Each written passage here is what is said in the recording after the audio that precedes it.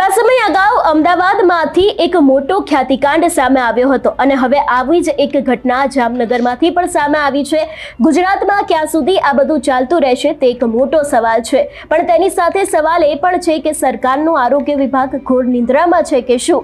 ખરેખર જામનગરમાં ઘટના શું બની છે તેના વિશે વાત કરીએ આજના આ વિડીયોમાં। નમસ્કાર, હું હંસિની અને તમે જોઈ રહ્યા છો નિર્ભય ન્યૂઝ।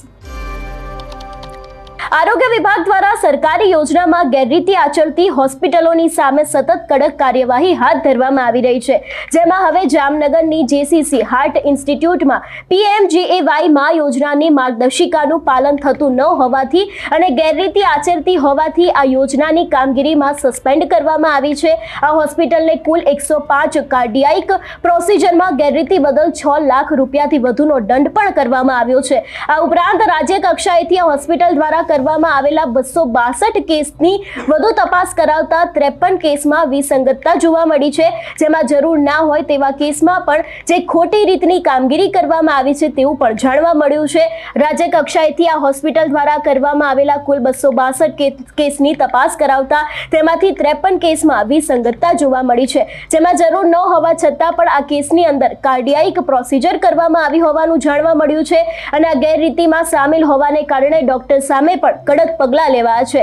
આરોગ્ય મંત્રી પ્રફુલ પાનસેરિયા છે, એમને પણ જણાવ્યું છે કે આજે હાર્ટ ઇન્સ્ટિટ્યૂટના ડોક્ટર પાર્થ છે, એમના દ્વારા જે કાર્ડિયોલોજિક અને તેની સાથે જે તે સર્જરી કરવામાં આવી છે એના ક્ષતિને કારણે તેમને તાત્કાલિક અસરથી સસ્પેન્ડ કરવામાં આવ્યા છે।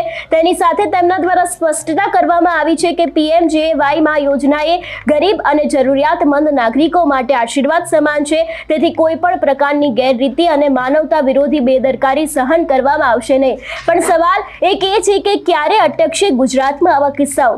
કોઈક ને કોઈક રીતે લોકો આનો ભોગ બને છે અને સરકાર કહે છે કે કાર્યવાહી કરીશું, પણ ક્યારે એ તો કોઈ કહેતું જ નથી। અમદાવાદના ખ્યાતિકાંડમાં પણ કહેવામાં આવ્યું હતું કે ચોક્કસ કાર્યવાહી થશે, એ બાદ સરકાર દ્વારા કાર્યવાહી કરવામાં પણ આવી, પણ જો કદાચ એ સમયે જ ચોક્કસ કાર્યવાહી કરી દીધી હોત તો જામનગરમાં આજે આ મોટી ઘટના ન બની હોત। અને આના ઉપરથી જ એક અગત્યનો સવાલ જે પહેલા પણ મેં ઉઠાવ્યો હતો કે શું ખરેખર સરકારી આરોગ્ય વિભાગ નિંદ્રામાં છે કે શું? અને ખરેખર અત્યારે હાલ ક્યાંક ને ક્યાંક આ વાત લોકમુખે પણ ચર્ચાઈ રહી છે કે જે રીતે અમદાવાદમાં ખ્યાતિકાંડ સામે આવ્યો હતો, ઘણા બધા લોકો આનો ભોગ બન્યા હતા અને જામનગરમાં પણ જ્યારે હવે આવી ઘટના સામે આવી છે એના કારણે પણ સીધા જ સવાલ આરોગ્ય વિભાગ ઉપર ઊભા થઈ રહ્યા છે। જો કે હવે જોવાનું રહેશે કે આ વખતે કોઈ ચોક્કસ કાર્યવાહી કરવામાં આવશે કે કેમ। આજરોજ આપ પ્રેસ કોન્ફરન્સ માટે આવ્યા છો। અમને જે કંઈ માહિતી મળી છે એ પ્રમાણે જો અમારી હોસ્પિટલ ઉપર સરકારે જે કંઈ વાત કરેલી છે, હવે એ અમારા કાર્ડિયોલોજિસ્ટે કરેલું છે, જે કંઈ કામ કરેલું છે એ અમારા કાર્ડિયોલોજિસ્ટે કરેલું છે, જે અમારી જાણ બહાર અને અમને અંધારામાં રાખીને કાર્ય કરેલું છે। જેવું પણ અમને તાત્કાલિક ખબર પડેલ છે અમે તાત્કાલિક અસરથી ડૉક્ટર પાર્થ વોરાને ડિસમિસ કરેલ છે અને એમને પોતાના બધા કાર્યો અમારી સ્વીકારી પણ લીધેલ છે કે મેં આ કરેલ છે, એટલે આમાં અમે ક્યાંય કોઈ પણ રીતે ઇન્વોલ્વ નથી અને અમે એમને તાત્કાલિક અસરથી મુક્ત કરેલ છે અને અમે આવું કોઈ પણ કાર્ય કરવા પણ માંગતા નથી। ત્યાર પછી અમને ધ્યાનમાં આવ્યું। હા,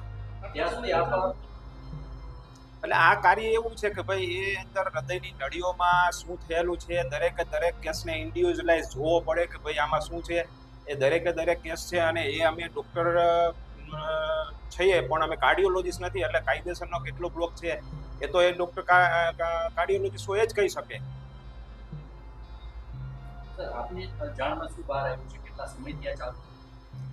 કેટલા સમયથી ચાલતું હતું એ તો દરેક કેસનું વેરિએશન હોઈ શકે, પણ અમને જેવું ગયા અઠવાડિયે જાણવા મળ્યું તાત્કાલિક અસરથી અમે અમને અમારી હોસ્પિટલમાં છૂટા કરી દીધા।